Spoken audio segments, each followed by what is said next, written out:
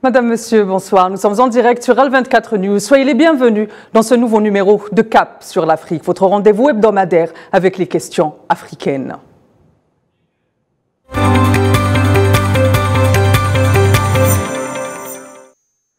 Le coup d'État du 26 juillet dernier au Niger a jeté un pavé dans la mare ouest-africaine, mettant la lumière sur les jeux et les enjeux belliqueux des grandes puissances occidentales, non seulement dans ce pays, mais aussi dans l'ensemble de la région ouest-africaine, avec pour ligne de conduite le maintien de la géopolitique du chaos au Sahel.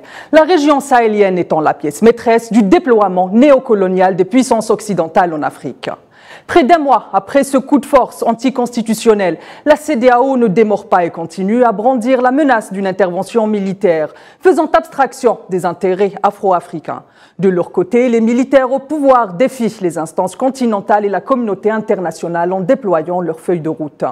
Une crise politique interne à la tête d'un bras de fer d'acier. Dans le même moment, Alger, dont la position est ferme depuis le début de cette crise, refusant de voir le sang africain couler en vain, a déployé sa diplomatie. En effet, le président algérien Abdelmadjid Tebboune a mandaté le numéro 1 et numéro 2 de sa diplomatie. Le ministre des Affaires étrangères Ahmed Attaf a entamé des consultations avec ses homologues au Nigeria, au Bénin, pour poursuivre avec le Ghana. De son côté, le secrétaire général des AE, Lounès Magramen, est missionné à Niamey. L'objectif de cette médiation, préserver la stabilité du Niger et de l'ensemble de la région. Madame, Monsieur, il sera question pour nous lors de cette édition d'apporter un éclairage sur cette crise politique à la lumière des dernières avancées du dossier. Et pour en parler, j'ai le plaisir d'être accompagné ce soir par Gamel Abina, journaliste et spécialiste des observateurs des questions internationales. Bonsoir Gamel. Bonsoir, merci pour l'invitation. Sera également avec nous Omar Benparti, analyste politique. Bonsoir Omar. Bonsoir madame. Bonsoir également David Moget, porte-parole de Survie, une association française qui se mobilise contre la France-Afrique. Et vous êtes également contributeur de l'ouvrage L'Empire qui ne veut pas mourir. Bonsoir monsieur David Moget. Bonsoir. Alors, sans plus attendre, on entame cette émission. Avant de rentrer dans le vif du sujet, monsieur, il me semble qu'un point pédagogique s'impose. Et je commence avec vous, Omar Benparti. Pouvez-vous nous expliquer brièvement pourquoi est-ce que cette médiation algérienne ne peut être nullement assimilée à quelle que soit une ingérence? L'intervention que mène actuellement notre ministre des Affaires étrangères s'inscrit dans une volonté d'apaisement. Et elle est tout à fait naturelle et tout à fait normale à partir du moment où l'Algérie s'efforce de respecter les principes de non-ingérence dans les affaires intérieures des pays, mais aussi et surtout la quête, la recherche, le maintien, la possibilité de développer du dialogue, de la stabilité et une certaine quiétude au niveau de ses frontières. Ça, c'est le premier point. Le deuxième point, c'est qu'elle se trouve justement de par sa frontière de près de 1000 km², de près de 1000 km de long en bordure du Niger, et donc elle est tout à fait concernée par ce qui va se passer là-bas, suite à ce que l'on entend, les bruits de bottes que développe la CEDEAO et la volonté manifeste et affichée de déclencher une agression. Donc de ce point de vue-là, je pense qu'il est tout à fait du droit, du devoir d'un pays aussi important que l'Algérie d'intervenir à ce niveau. Très bien, merci Omar Benparti. Gamel, à votre avis, pourquoi est-ce qu'aujourd'hui l'Algérie semble être un médiateur acceptable pour l'ensemble des parties prenantes dans cette crise politique? D'abord, simplement parce que traditionnellement l'Algérie a toujours été médiatrice dans des conflits comme l'Érythrée et l'Éthiopie. Ensuite et surtout parce que l'Algérie a tenté la médiation à l'époque au Mali avec ce fameux accord d'Alger de 2015. Et puis particulièrement parce que l'Algérie, qui est le pays de la Révolution, qui est un pays qui est respecté en Afrique, quoi qu'on en dise, est un pays qu'on peut entendre et qu'on entend, qui est une puissance militaire régionale importante. Et là, c'est là où c'est important, refuse l'ingérence militaire étrangère et certainement pas que les Africains se détruisent entre eux. Il y a plusieurs éléments qui participent à cela. L'agression en Libye a été condamnée à l'époque par l'Algérie et ils ont prévenu qu'il fallait surtout pas intervenir en Libye contre Kadhafi et son peuple. Kadhafi, bilan des courses aujourd'hui, 10 ans plus tard, la Libye est toujours en guerre civile et ça a littéralement fait exploser ce qu'on appelle les courants djihadistes ou sécessionnistes de différentes régions. Donc pourquoi est-ce que l'Algérie est le médiateur le plus évidemment en vue et le plus respecté? C'est parce que la tradition algérienne depuis depuis la Révolution, depuis le GPRA, est une tradition à la fois de lutte militaire légitime, et ça on le comprend, mais aussi et surtout de lutte politique pour rapporter la paix. Ce que les gens du GPRA à l'époque, les responsables, ont su faire pour l'Algérie, mais pas seulement, pour la Palestine et pour d'autres conflits où ils ont tenté la médiation. Donc aujourd'hui, l'Algérie est, je pense, le pays puissant, le plus à même de faire entendre sa voix, parce que son intérêt au sud de son territoire, c'est qu'il n'y ait pas à nouveau une zone d'embrasement, comme on le voit en Libye d'un côté, comme on le voit au Sahara occidental, comme on le voit évidemment au Mali, au Niger. C'est une multiplication comme ça de régions instabilisées. Il ne faut pas rajouter évidemment de l'huile sur le feu. Merci Gamel. Je viens vers vous, David Moget. On voit que l'Algérie déploie de vrais efforts en vue de maintenir la paix dans la région. Quelle lecture faites-vous de cette diplomatie de la paix? Alors disons que nous, au niveau de Survie, donc une association française, on essaye d'exercer un droit de regard sur la politique africaine de la France. Donc je voudrais surtout insister sur le fait qu'on est extrêmement méfiant jusque-là des déclarations françaises qui allaient plutôt dans le sens d'un soutien à l'intervention qui se décidait au niveau de la CEDEAO. Et on trouve plutôt bienvenus tous les efforts qui peuvent être faits pour trouver une solution diplomatique à la crise qui se déroule actuellement au Niger. Très bien. Je reviens vers vous, Omar Benbarti. On sait que le chef de la diplomatie algérienne a entamé une tournée africaine qui est composée de 3 pays, le Nigeria, et puis le Bénin, et demain peut-être le Ghana. Omar Benbarti, quelle lecture faites-vous de ces deux jours de consultation avec ses homologues? J'imagine que M. Attaf a dû développer des trésors d'argumentaire pour essayer de convaincre les va-t-en-guerre que sont d'abord le Nigeria et le Bénin. Bon, le Ghana n'a fait qu'abriter la conférence des chefs d'état-major. Mais toujours est-il que ce qui se dit, les déclarations qui ont été faites ont été des déclarations d'apaisement, mais dans les coulisses, c'est-à-dire à l'intérieur des discussions privées, j'imagine que M. Attaf a dû insister auprès du Nigeria pour lui faire comprendre qu'il avait tout à perdre à se lancer dans une aventure guerrière. Et encore le Bénin, M. Patrice Talon étant ce qu'il est, avec les situations économiques qui s'exacerbent dans son pays, je crois qu'il n'a aucun intérêt à se lancer lui aussi dans une opération, d'autant que les opérations ne pourront se faire qu'à partir du Nigeria ou à partir du Bénin, puisque les autres espaces, que ce soit les espaces aériens ou les espaces terrestres, seront pratiquement fermés à toute intervention. Donc de ce point de vue-là, j'imagine que les propos qui ont été tenus par Monsieur le ministre des Affaires étrangères ont été des propos diplomatiques, certes, qui ont été adressés à la presse, mais dans le même temps, en privé, il a dû leur mettre les points sur les i en leur disant que s'ils se lançaient dans une telle aventure, c'est toute la région qui risquait d'imploser. Et la région, eux-mêmes, ils sont partie prenante. C'est-à-dire le Nigeria n'est pas dans une situation qui lui permette de développer ce type d'aventure belliqueuse. Mais, comme disait le président, l'ex-président de Côte d'Ivoire, Laurent Gbagbo, il y a des pistons derrière. C'est les pistons qui actionnent. Et ces pistons-là, c'est la grande question, et là, il est facile. Bien sûr, on peut dire que c'est la France qui actionne tout ça. Vous avez entendu aujourd'hui dans les informations le renvoi dans les 48 heures qui suivent de l'ambassadeur de France à Niamey, qui doit quitter le pays dans les 48 heures qui viennent.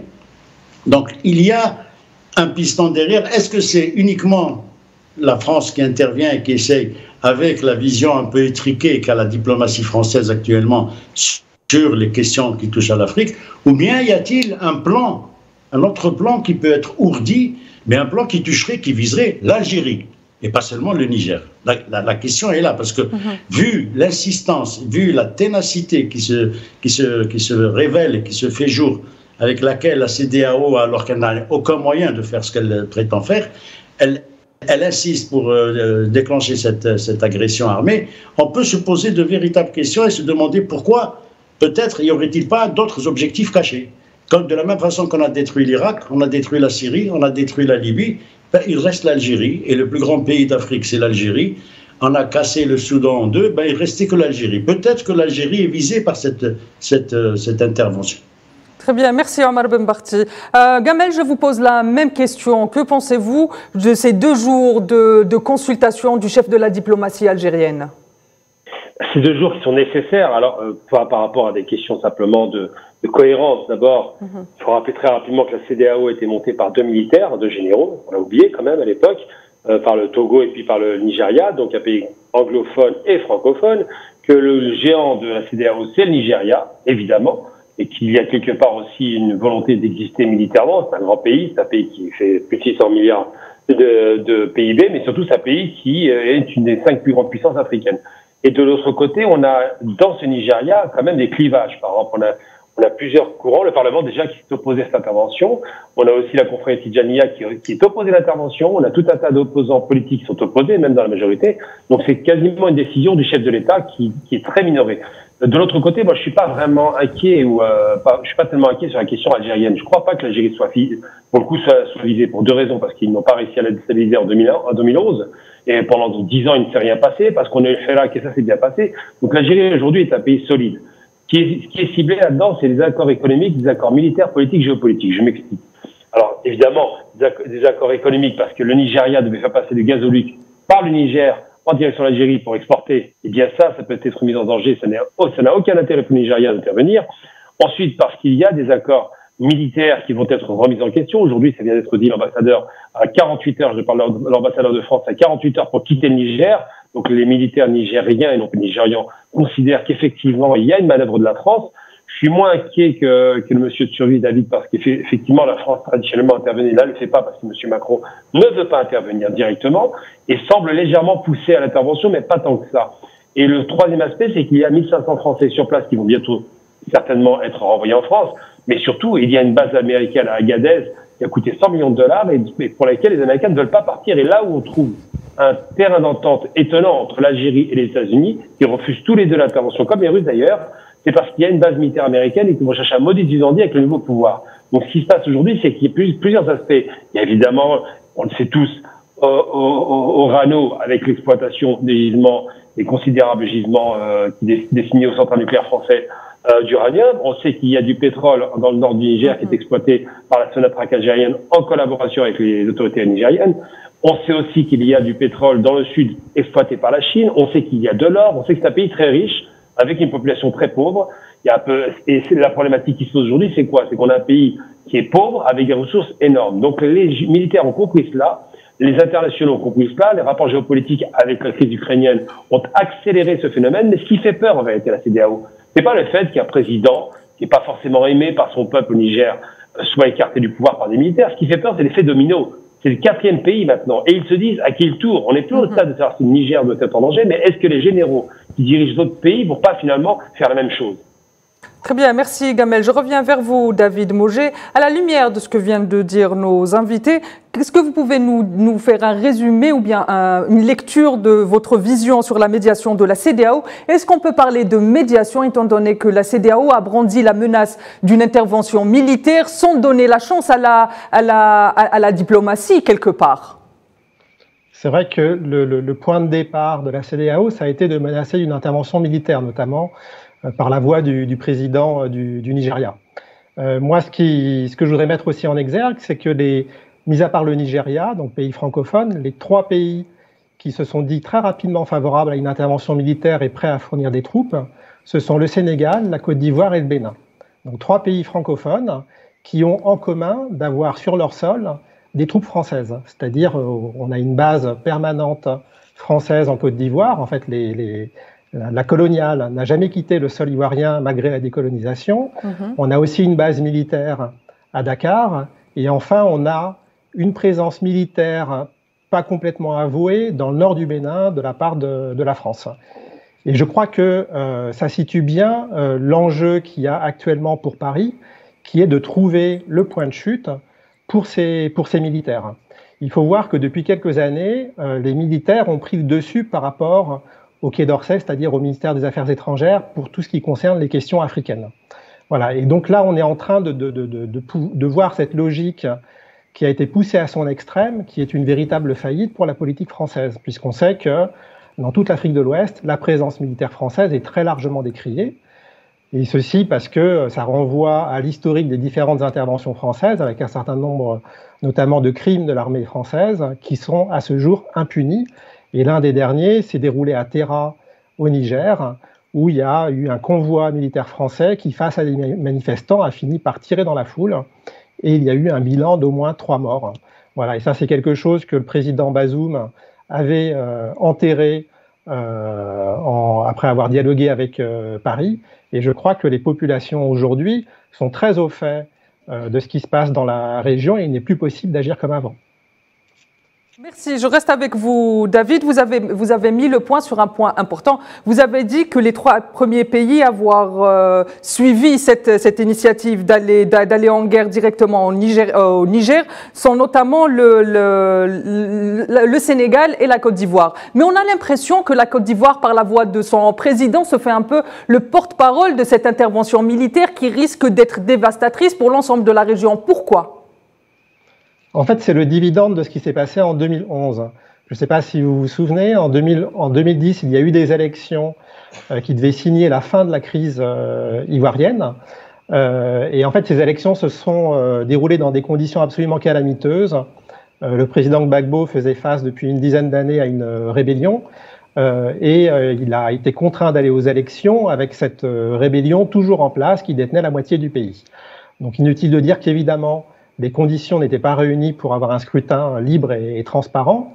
Et on s'est retrouvé à l'issue de ces élections avec 2 prétendants, Laurent Gbagbo qui était appuyé par le Conseil constitutionnel, qui avait gagné les élections, et de l'autre côté, la communauté internationale a remis en cause la position du Conseil constitutionnel ivoirien en déclarant Alassane Ouattara le président élu.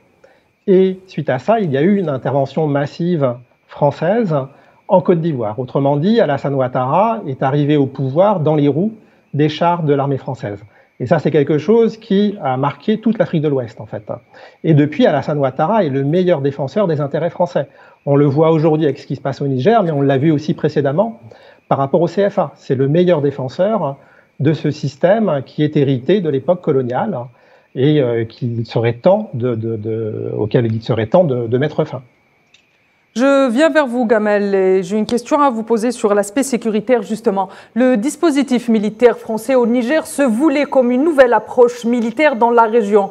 Cela dit, c'est un échec puissant. Est-ce que, et je parle d'une éventuelle comparaison avec le Mali, pourquoi est-ce que même ce dispositif voulu comme étant à la lumière de nouvelles relations entre la France et l'Afrique est un échec?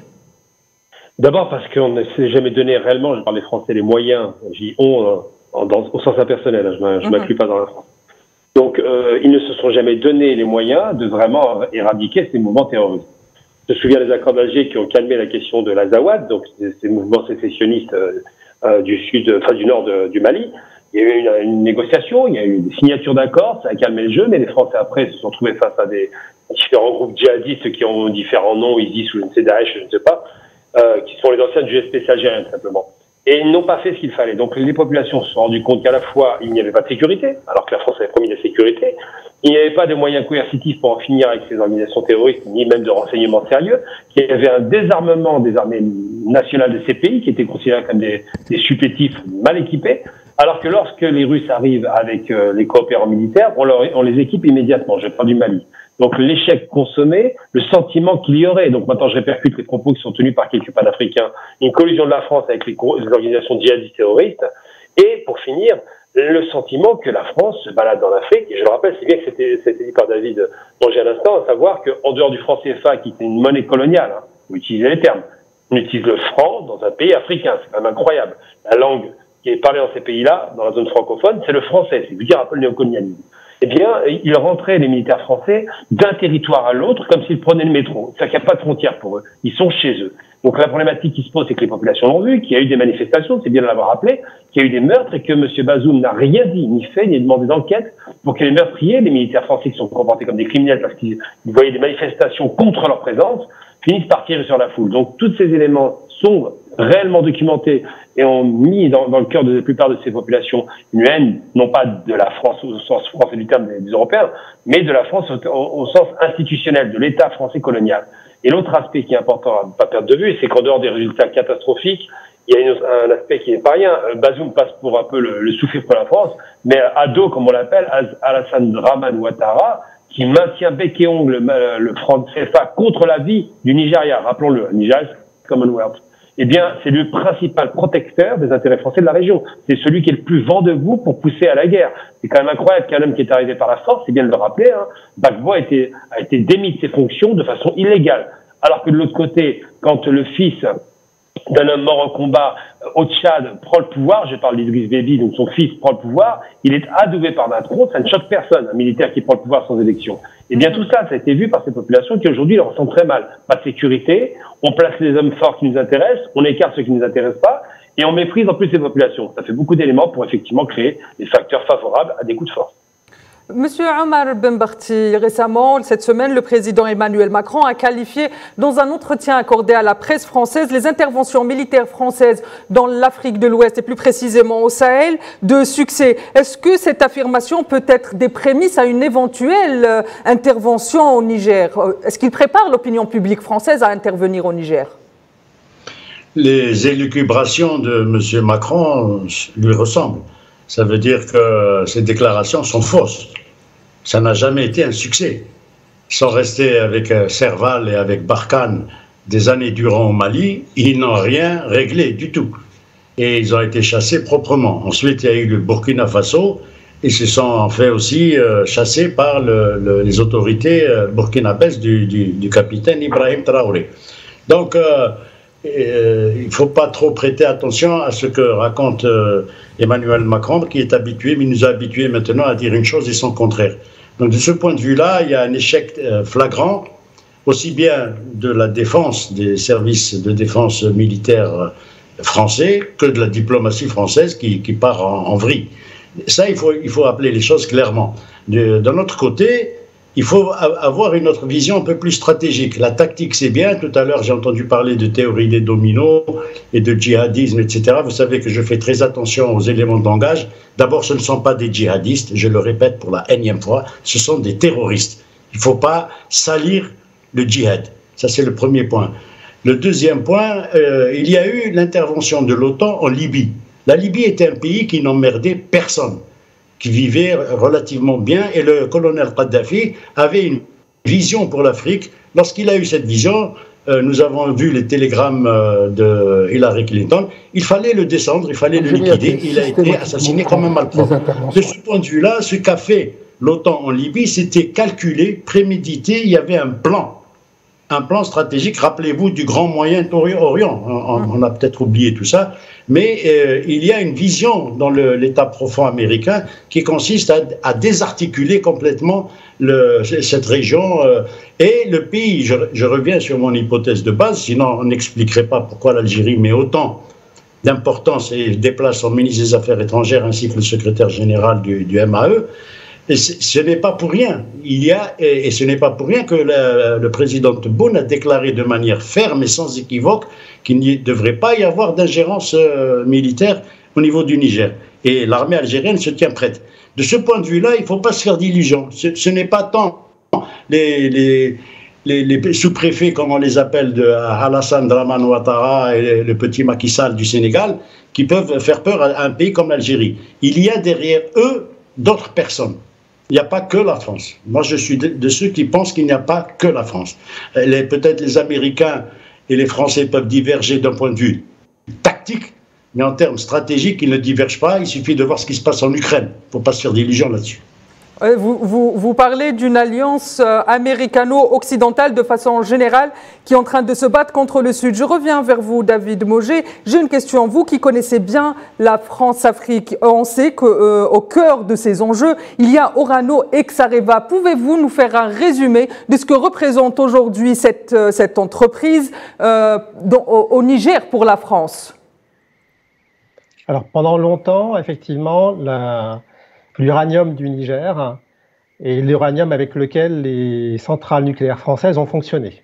Et on sait à quel point est-ce que l'État français avait misé en habillant ça sous le terme d'indépendance énergétique alors que l'uranium venait du Niger. Par la suite, ça a changé, c'est-à-dire qu'il y a eu une diversification des approvisionnements en uranium civil, notamment par le Kazakhstan. Il n'en reste pas moins que l'uranium qui est extrait au Niger est l'objet de beaucoup moins de taxes, par exemple, qu'au Kazakhstan. Donc d'un point de vue économique, même si les sources d'approvisionnement ont été diversifiées, l'uranium du Niger reste relativement intéressant. Et il y a un autre atout, c'est ce qu'on appelle un uranium libre de droit, c'est-à-dire que la France est libre de l'utiliser non seulement à des fins civiles, mais aussi à des fins militaires. Autrement dit, c'est le Niger qui est l'approvisionnement en uranium militaire pour la France. Et ça, c'est quelque chose d'extrêmement important du point de vue stratégique. Monsieur David, un peu plus de détails sur que représente cette entreprise aujourd'hui en termes d'hégémonie dans le Niger? Alors, au sein de l'économie nigérienne, l'uranium a quand même relativement baissé. On sait que maintenant, il y a des revenus qui doivent venir du pétrole. Donc, il ne représente pas autant qu'il a représenté, d'autant plus que la mine d'Imura n'est finalement pas active. Donc, c'est un deuxième site minier uranifère qui n'est finalement pas en activité. Donc, je pense qu'on peut relativiser un petit peu la question de l'uranium, hormis pour l'uranium à usage militaire. Gamel, à la lumière de ce que vient de nous dire David, on comprend que finalement l'uranium n'est pas au cœur des enjeux de la France. Quelle lecture faites-vous de ce que vient de nous dire David et à votre avis, quels sont les enjeux principaux de la France au Niger? Une précision à apporter par rapport à ce qui a été dit. Lorsque je dis djihadiste, c'est le terme consacré par l'Occident, je récupère le terme utilisé. Évidemment, un musulman qui fait le djihad ne va pas tuer un musulman, mais ça c'est juste pour mettre de côté. Concernant la question du Niger, donc oui, effectivement, l'uranium n'est pas à ce point si peu important. Il représente 30% des doses de la France, mais c'est le deuxième fournisseur européen, et surtout le plus important, c'est là où il y a vraiment une injustice criante, flagrante, qui rappelle l'époque de l'Aramco en Arabie, où le pétrole était exploité par les Américains, et on reversait une petite dîme de 1 ou 2% à l'Arabie. Et bien là, c'est pareil pour le Niger. La proportion qui est reversée à l'État nigérien, c'est 1%. Pour vous donner une idée vraiment de la gabegie et du pillage, on peut parler de pillage, la société Orano est française, elle n'est pas nigérienne. Et les Nigériens n'ont quasiment rien à dire sur la quantité exploitée, sur le prix de l'exploitation, sur le prix de vente, sur la négociation, il n'y a rien qui est fait. C'est des contrats qui même pas de gré à gré, c'est des contrats imposés parce que au départ on dit que les Nigériens ne savent pas exploiter. Ça c'est la première des choses. Deuxième chose, par rapport au prix effectivement donc de l'exploitation et de l'exportation et le coût d'approvisionnement pour les Français, évidemment que c'est la meilleure source puisque de toute façon le Kazakhstan défend ses intérêts. Ils ont les moyens de défendre leurs intérêts parce qu'ils ne sont pas sous la coupe réglée de la France. Et l'autre aspect, c'est effectivement le changement de paradigme. Avec l'arrivée d'autres opérateurs, on parle des Chinois évidemment, on parle même des Algériens, puisqu'on est sur la question du pétrole. On parle des Russes par rapport à la protection militaire, qui est un peu plus conséquente, semble-t-il. Eh bien, les Nigériens commencent à ouvrir leurs yeux. Ils disent, mais quel intérêt avons-nous à travailler avec l'ancienne puissance coloniale pour laquelle nous n'avons rien? Et je rappelle que le Niger est le pays le plus arriéré en matière de transport en commun. Et ils sont même pas 1 kilomètre de voies ferrées, de transport routier. C'est vraiment un pays enclavé, n'oublions pas. Il y a même pas 45% d'alphabétisation dans le pays parce que les enfants ne vont pas à l'école. Il n'y a pas d'école en dur. C'est-à-dire que le pays a des réserves considérables de richesses minières et gazières et pétrolières qui sont sous-exploitées ou exploitées par d'autres et n'en bénéficient pas. C'est le pays le plus jeune du monde. Il y a 7 enfants par femme et c'est un des pays les plus pauvres. En plus, avec une disparité entre le nord et le sud qui est énorme. Le sud mieux loti, mais toujours misérable. Le nord extrêmement misérable. Tous ces éléments sont des éléments qui conduisent évidemment à de la colère légitime. Ensuite, il y a une chose que les Français n'avaient pas escomptée. J'ai souvent répété. Les révolutions arabes dont ils se sont targués, ils applaudissaient des deux mains pour renverser Kadhafi, par exemple. Qui était, alors je précise bien, j'admirais Kadhafi. Moi, je suis sans concession. J'admirais l'homme. J'admirais son travail. Son pays était heureux avec un dirigeant qui rend sa population heureuse. Donc là, les choses sont très claires.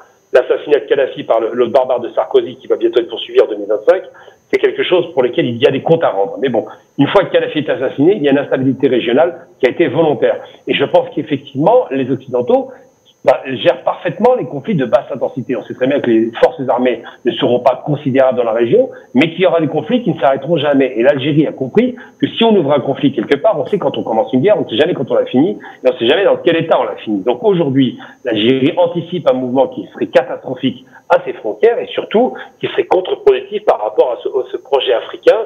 Jusqu'à présent, les pays africains ne sont pas les guerres. D'une Afrique qui serait unie, qui se développerait harmonieusement et qui serait décolonisée. C'est ça le terme, moi je dis. C'est la décolonisation dont on doit parler aujourd'hui.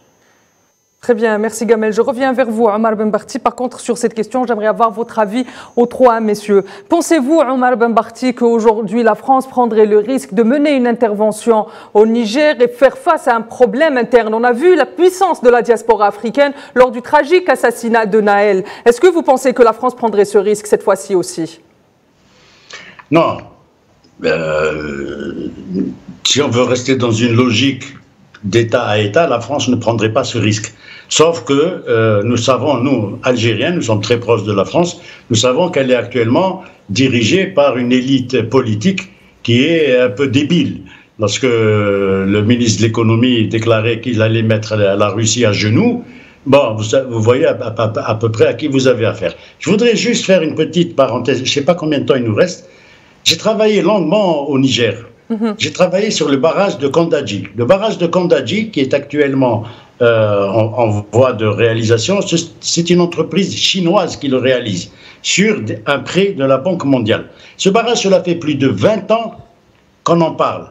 Les gouvernements, les présidents du Niger se sont succédés les uns après les autres, et pour faire un barrage, un malheureux barrage qui est très compliqué techniquement sur un fleuve qui s'appelle le Niger, moi, j'y suis resté de longues années, une longue période, et j'ai travaillé auprès des populations, les Songhai, les Touaregs, etc., les Arabes, bref.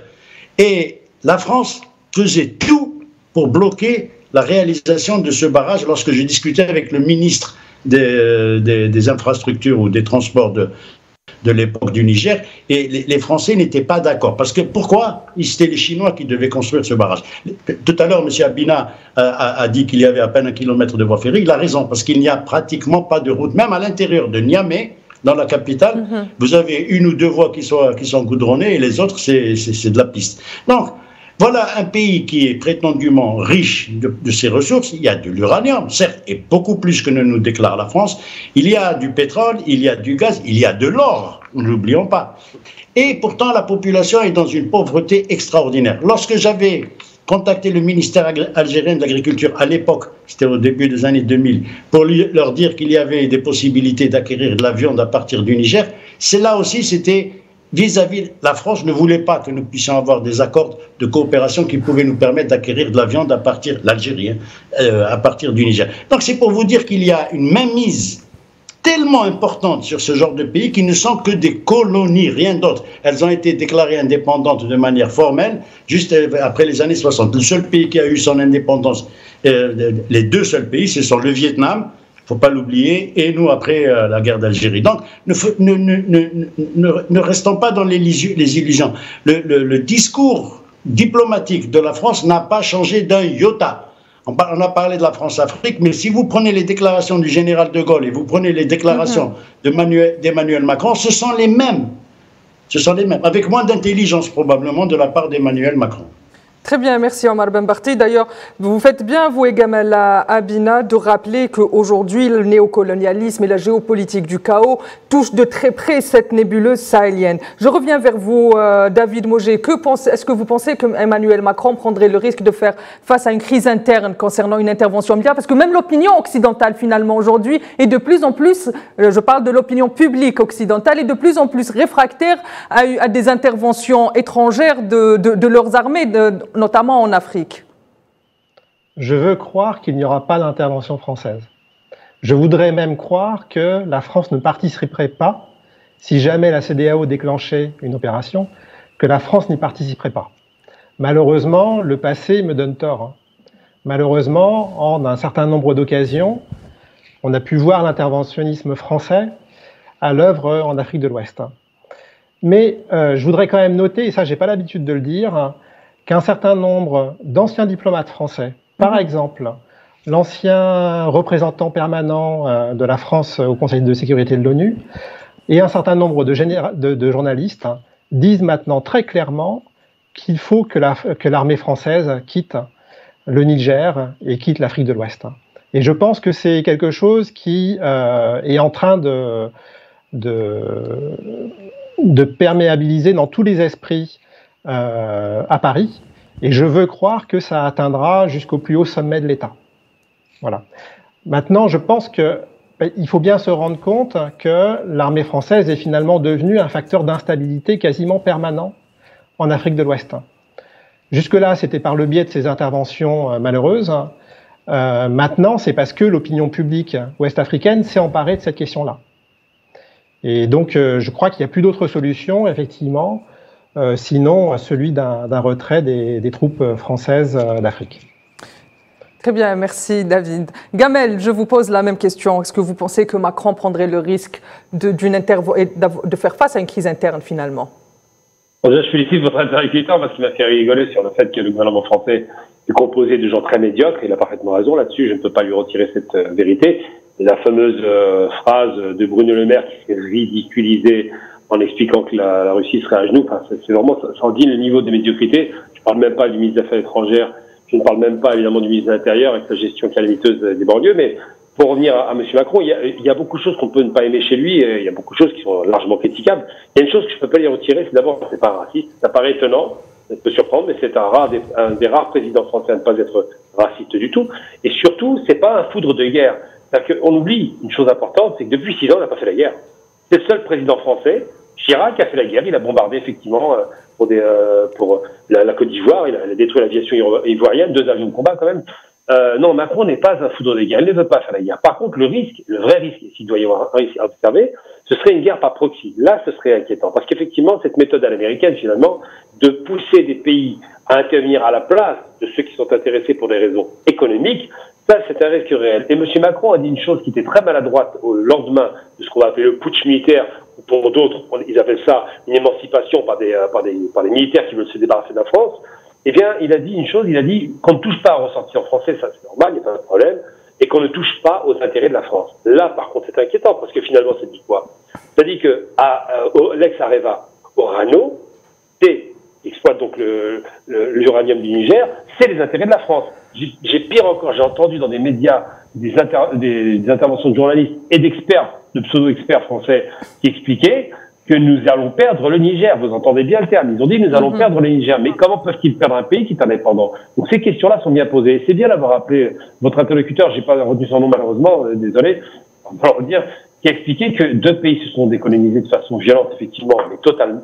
C'est l'Algérie et le Vietnam. Et ces 2 pays sont décolonisés face à qui? À la France d'abord, les États-Unis pour le Vietnam par la suite, mais tout de même, quelle victoire! Eh bien, ils ont mérité leur indépendance. Les autres, malheureusement, on ne leur a pas donné la possibilité de mériter leur indépendance. Ils ont vu le coup venir.